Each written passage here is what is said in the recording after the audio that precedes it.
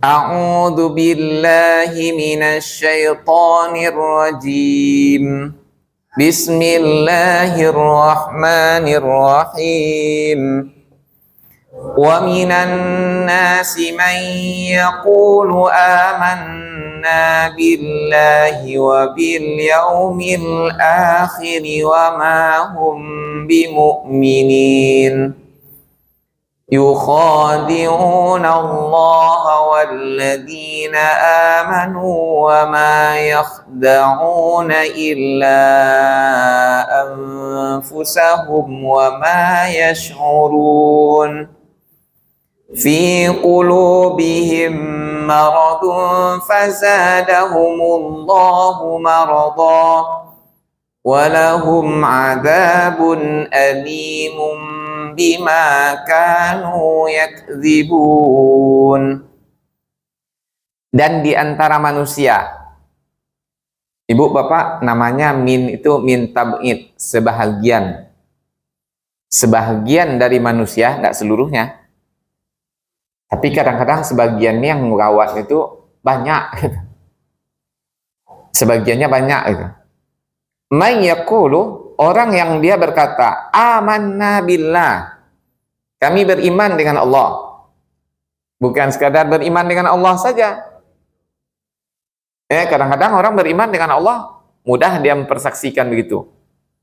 Saya pernah bertemu dengan di Mesir itu, ibu bapak, orang Kristen itu, Kristen Koptik, kita suruh bersyahadat, asyhadu an la ilaha illallah, persis seperti kita.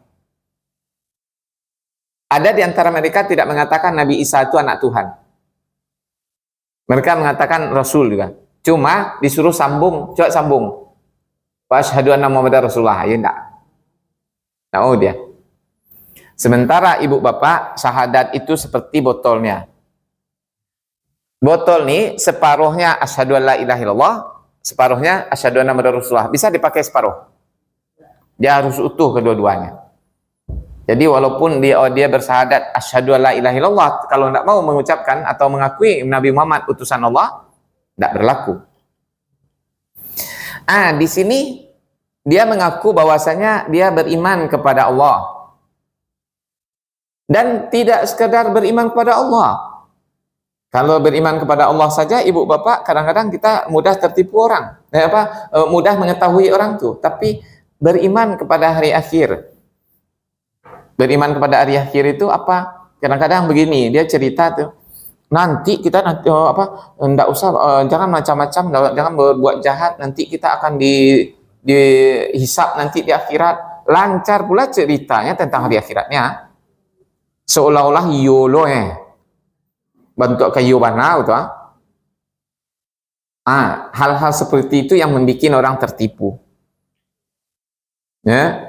Dia berbicara iman kepada Allah, ditambah lagi dengan kesaksian bahwa dia beriman kepada hari akhir. Lancar pula ceritanya tentang hari akhirat tuh.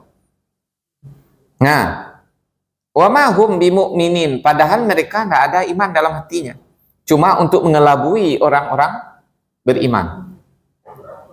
Pura-pura. Dan ibu bapak, inilah munafik yang betul-betul munafik. Munafik itu ada dua.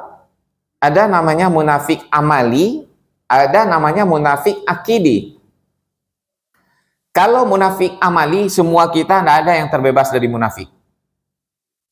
Bahkan kata Ibnu Abbas, siapa yang tidak khawatir ada di dalam hatinya sifat munafik, itulah munafik sebenarnya.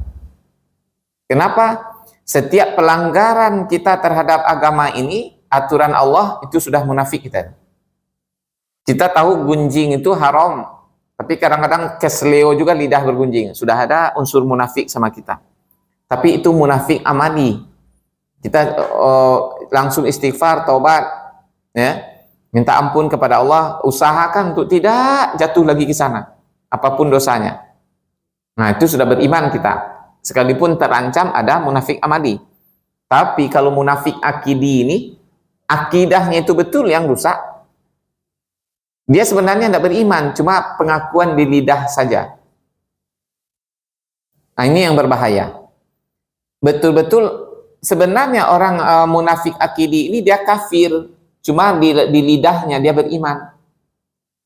Nah, salah satu yang sangat berbahaya itu ibu bapak dulu pernah mendengar di Aceh namanya Snok Ogronye. Nah, Snok Ogronye inilah yang munafik, yang betul-betul munafik. Kalau zaman Rasulullah namanya Abdullah bin Ubay bin Salul. Ya, dia fasih pula lidahnya itu bicara tentang agama. Dulu orang Aceh kan tidak bisa dijajah.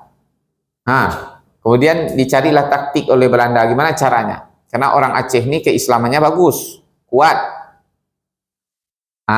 Saya karena kebetulan saya baru beli bukunya itu tentang sejarah Snok Ogronye itu. Betul-betul diceritakan di situ dia sebagai munafik, luar biasa.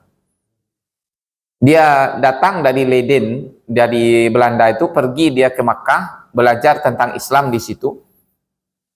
Dia hafal Quran, dia lancar bahasa Arab kayak orang Arab, hafal ribuan hadis, mengerti tentang agama Islam, fikih segala macam. Setelah dia belajar bertahun-tahun di situ, pura-pura masuk Islam, dia bersunat, dia di Makkah, sunat di situ. Dikira orang yang sudah Islam pula. Dan diutuslah dia ke Aceh. Sampai di Aceh diajarkan para pengajaran kepada orang Aceh. Satu hadis saja itu diulang-ulang terus. Ad-dunya sijnul mu'min wa jannatul kafir. Dunia itu penjara bagi orang mukmin, surga bagi orang kafir. Udah, awak kok orang-orang muslim, kerjaan kita di masjid sajalah. Serahkan saja kepada Belanda itu negara dunia ini, karena mereka orang kafir. Sekali, dua kali, dan berulang-ulang tentu, iya juga ya. Nah, dengan itulah orang Aceh bisa terjajah jadinya. Sebenarnya hadis itu hadis sahih, ibu bapak. Betul hadis itu, cuma pemahamannya yang salah. Rasul mengatakan dunia ini adalah penjara bagi orang mukmin, surga bagi orang kafir. Ada cara pemahaman yang luar biasa. Dulu ada namanya Ibnu Hajar Al-Asqalani, terkenal itu, ibu bapak mungkin pernah dengar ustaz-ustaz nyebutnya. Beliau ini dulu Qadil Qudah, hakim agung di Mesir. Waktu beliau jadi hakim agung itu, dia memakai pakaian mewah sekali. Kemudian naik kereta kebesaran pada waktu itu. Ditarik oleh kuda namanya Barzun, yang kakinya besar-besar itu. Gagah, luar biasa, mentereng begitu. Ketika beliau lewat di satu jalan, dihadang oleh orang Yahudi, miskin, melarat hidupnya, compang-camping pakaiannya, kurus kerempeng. Kemudian apa kata orang Yahudi itu? Stop. Kemudian dimintanya turun imam nih, turunlah dia. Apa kata orang Yahudi? Hari inilah aku betul-betul membuktikan Rasulmu Muhammad itu betul-betul seorang pembohong, katanya. Hah? Kenapa kata Ibnu Hajar Al-Asqalani? Karena Rasulmu mengatakan dunia ini adalah penjara orang mukmin, surga bagi orang kafir. Kan kamu seperti di surga, saya yang orang kafir menurut agamamu sengsara begini. Kan tidak betul nabimu itu. Ketawa Ibnu Hajar Al-Asqalani. Bukan itu maksudnya. Saya sementereng ini, semewah ini hidup di dunia sekarang, dibandingkan dengan surga yang akan saya tempati nanti di akhirat, saya ini bagaikan penjara sekarang.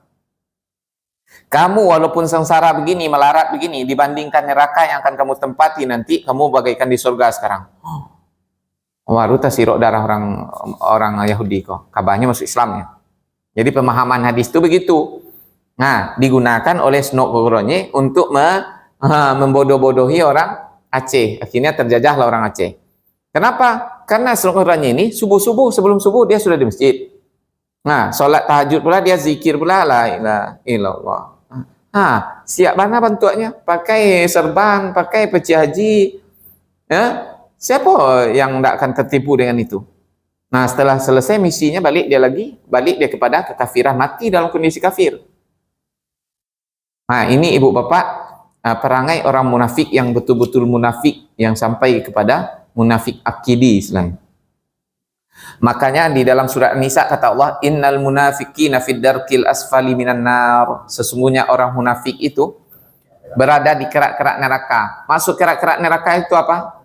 Kata Imam Tahawi menjelaskan, orang munafik di bawah tuh, di atasnya Fir'aun, Abu Jahal, Abu Lahab. Coba bayangkan. lebih di bawah lagi daripada Fir'aun. Tempatnya orang munafik itu. Kenapa? Karena mereka lebih berbahaya daripada orang kafir terhadap agama Islam, terhadap kita. Kita menganggap dia kawan juga. Nah, tetapi kita ditikam dari dalam. Kalau musuh jelas-jelas kita bersiap siaga untuk menghadapi. Nah, inilah. Musuh dalam selimut, bukan kepindiang. Nah, ada kalau kepindiang. Nah. Apa katanya? Yukhadi'una Allah walladzina amanu. Mereka menipu Allah dan orang-orang yang beriman. Menurut mereka begitu. Kata Rasulullah, salat yang berat bagi orang munafik itu adalah salat subuh dan salat isya berjamaah. Abdullah bin Ubay bin Salul itu salat subuh di belakang Rasul. Gimana cara kita mengatakan dia orang munafik?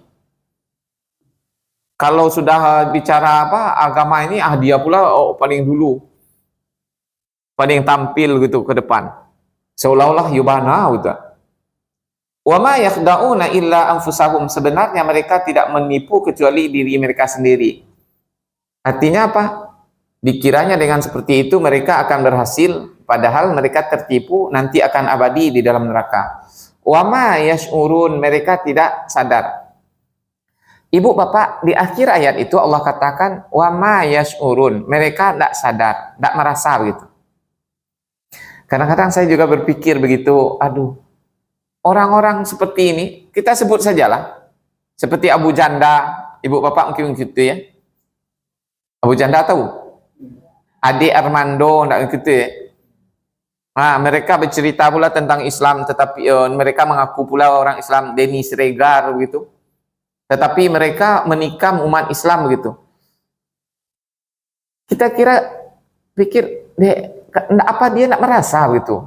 Kan biasanya gini, ada perperangan dalam batin kita. Contoh ibu bapak, kalau ada orang dia melakukan perbuatan salah, kemudian dia bersembunyi dari kesalahannya, pasti di dalam hatinya berontak. Sebenarnya saya ini orang jahat begitu. Ini dia yang dia permainkan agama Allah, terang-terangan begitu, sudah diingatkan. Bahkan saya ibu bapak pernah berdebat, berdialog dengan orang-orang seperti itu langsung cengengesan saja. Tidak ada mereka merasa bersalah begitu. Kok bisa begitu? Rupanya pas kita baca ayat ini, wa ma yash'urun, memang betul-betul dia merasa dirinya benar. Tidak sadar lain. Bagikan orang yang sudah terkena bius, tapi ini bius duniawi. Jadi mereka menipu itu, mereka hafal Al-Quran, hafal hadis, tahu maksudnya, keluar dari mulutnya penjelasan, tapi bertentangan perbuatan dia dengan ayat itu, tidak terasa lagi. Tidak ada penentangan di dalam batinnya. Seharusnya kan kita, tadi awak cerita tentang akhirat, tetapi awak sendiri tidak takut juga akhirat. Seharusnya kan gitu.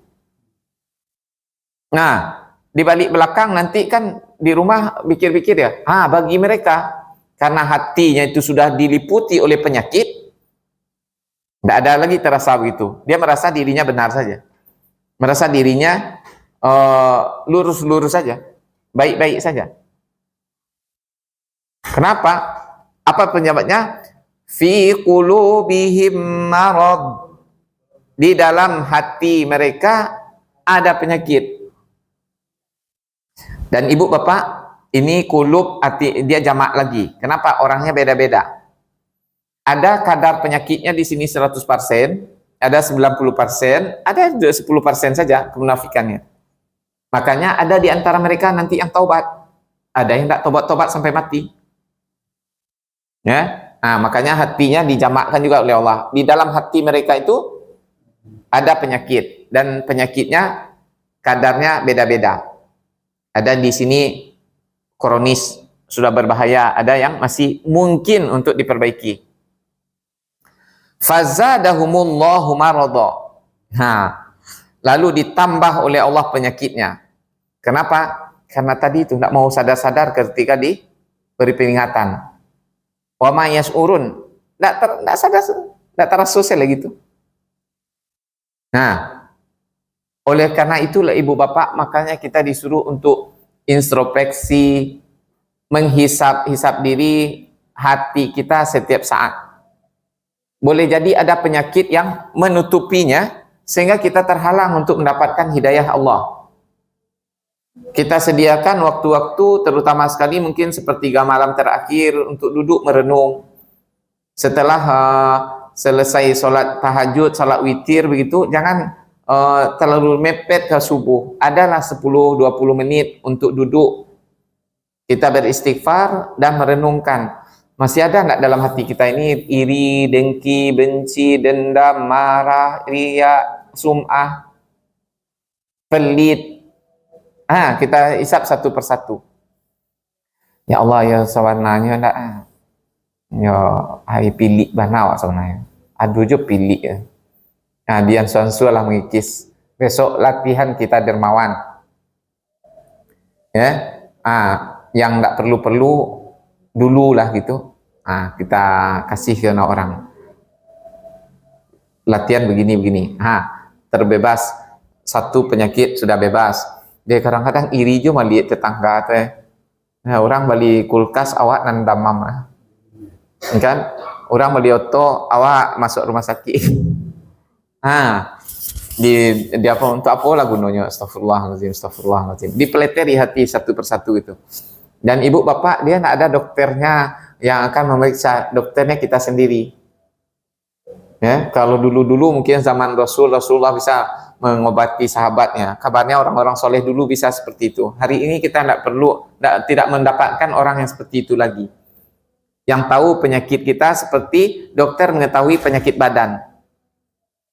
Tidak ada orang, Bu, ibu punya penyakit dengki nih, Bu. Ibu ria nih, Bu. Ibu ini suka masih pelit nih, Bu. Tidak ada kayak gitu sekarang. Nah, kalau dulu ada ulama-ulama yang kelasnya seperti itu. Dia bisa mempelajari, memeriksa penyakit hati orang.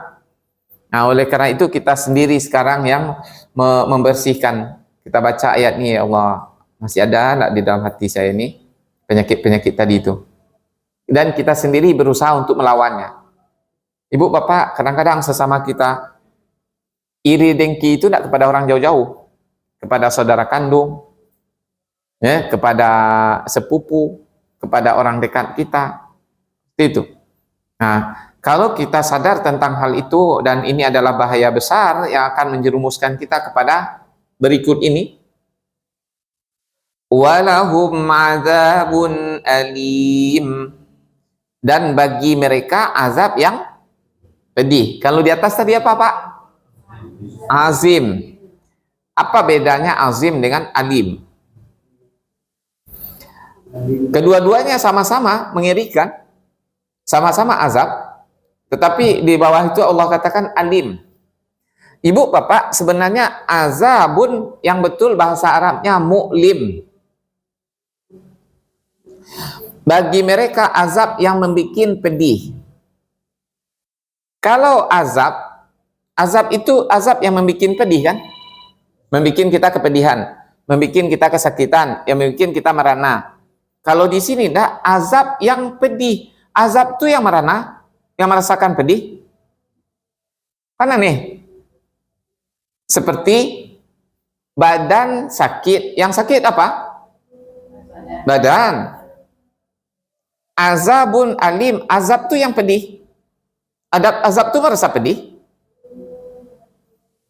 Kok begitu? Kalau kita paham lah ibu, bapak, sebenarnya maksudnya ini ya. Hilang selera makan bikinnya. Apa maksudnya?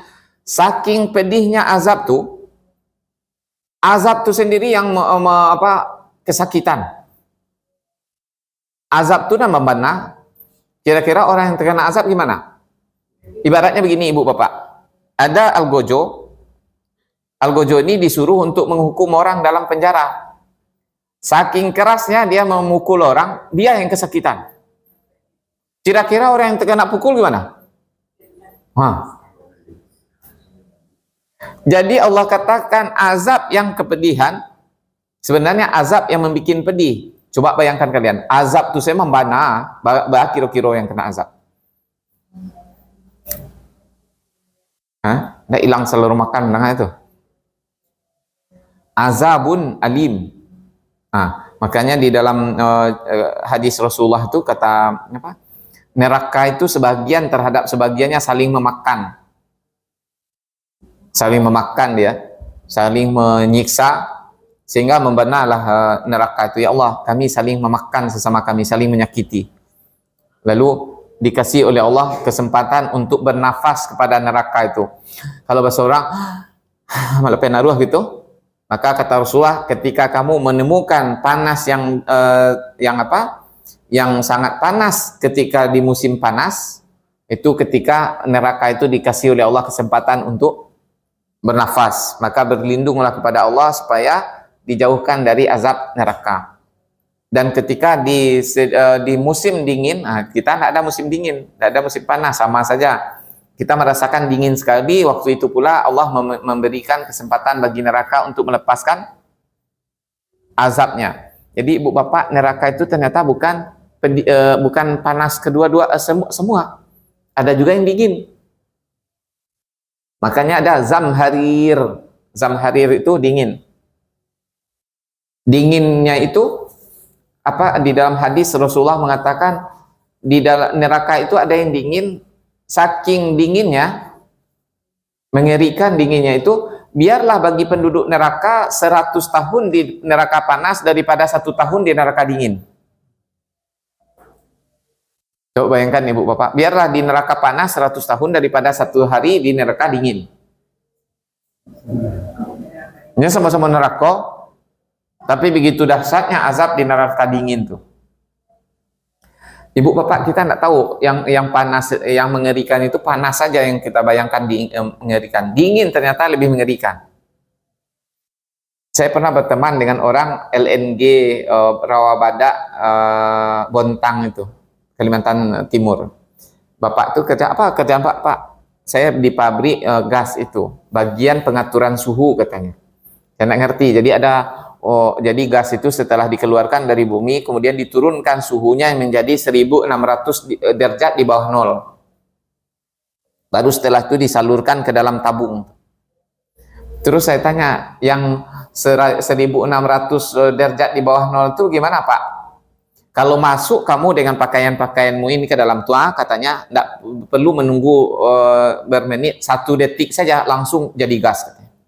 Dengan tulang-tulang tuh. Terbayang ibu bapak gimana dinginnya tuh. Kita masuknya dengan baju-baju kita ini 1 detik saja, masuk dalam tuh langsung jadi gas kita. Tidak ada bekasnya. Gimana dingin, bahayanya dingin itu. Jadi bukan panas saja mengerikan. Dingin pun juga sangat mengerikan. Nah itulah. Walahum azabun alim. Saking pedihnya azab yang diderita oleh orang apa? Orang munafik ini, sampai azabnya itu yang menderita, bukan orang yang di azab saja. Azabnya itu sendiri kepedihan begitu. Saking pedihnya azab, pedih itu yang pedih, azab itu yang pedih. Azab itu yang merasakan pedih.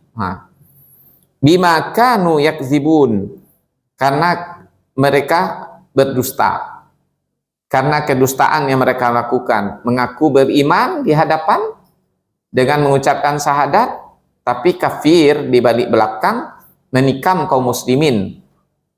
Nah, ibu bapak, sepanjang zaman orang-orang seperti ini selalu ada. Ya, kalaulah bukan karena orang-orang munafik, tidak akan terjajah Palestina itu. Kalau bukan karena orang-orang munafik, tidak 350 tahun kita Indonesia terjajah. Kalau tidak karena orang munafik, tidak akan seperti ini kondisi umat Islam hari ini. Tapi karena saking banyaknya orang munafik itu, begini kita dibikinnya, berantakan. Untuk melawan orang kafir mudah sekali. Jaleh. Ya, tetapi untuk menghadapi orang munafik ni, dia kawan awak jo. Baik awak sama awak bertangkar jadinya. Nah, itulah ibu bapak. Semoga Allah Subhanahu wa taala bersihkan hati kita dari munafik. Insya Allah kalau munafik akidi ini ibu bapak tidak akan ada. Biasanya ini adalah pekerjaan tokoh-tokoh, orang-orang terhormat, orang punya jabatan, orang punya pengaruh. Kalau awak rakyat Badarai kok, apa ketika kerjaannya?